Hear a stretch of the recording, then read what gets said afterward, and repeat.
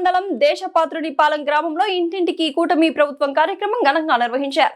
ఈ కార్యక్రమంలో శృంగవరపుకోట ఎస్కోట శాసనసభ్యురాలు కోళ్ల లలిత కుమారి ముఖ్య అతిథిగా పాల్గొని గ్రామంలో ఇంటింటికి తిరిగి ప్రజల సమస్యలను నేరుగా అడిగి తెలుసుకున్నారు. ఈ సందర్భంగా ఎమ్మెల్యే ప్రతి ఇల్లు సందర్శిస్తూ కూటమి ప్రభుత్వం అందిస్తున్న సంక్షేమ పథకాలు, చేపడుతున్న అభివృద్ధి కార్యక్రమాలను ప్రజలకు వివరించారు.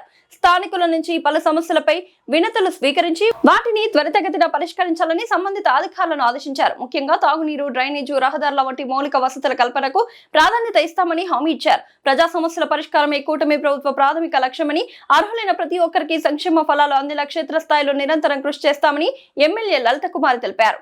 ప్రజాపాలనలో ప్రజల భాగస్వామ్యం ఎంతో కీలకమని పేర్కొన్నారు. ఈ కార్యక్రమంలో స్థానిక కూటమి నాయకులు, కార్యకర్తలు, గ్రామ ప్రముఖులు, ప్రజా ప్రతినిధులు మరియు వివిధ శాఖల అధికారులు భారీ సంఖ్యలో పాల్గొన్నారు.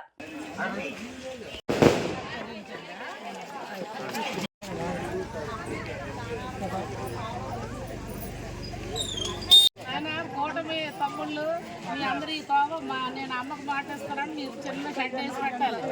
ఈ తోవ మన సర్పంచ్ ఎంపీటీసీ ఎలక్షన్స్ తర్వాత చెప్పలేదా? మోడీ గారి నాయకత్వం, చంద్రబాబు నాయుడు గారు ప్రభుత్వ నాయకత్వం, ముఖ్యమంత్రి గారి నాయకత్వం, ప్రధానమంత్రి గారి నాయకత్వం, ప్రధానమంత్రి గారి నాయకత్వం.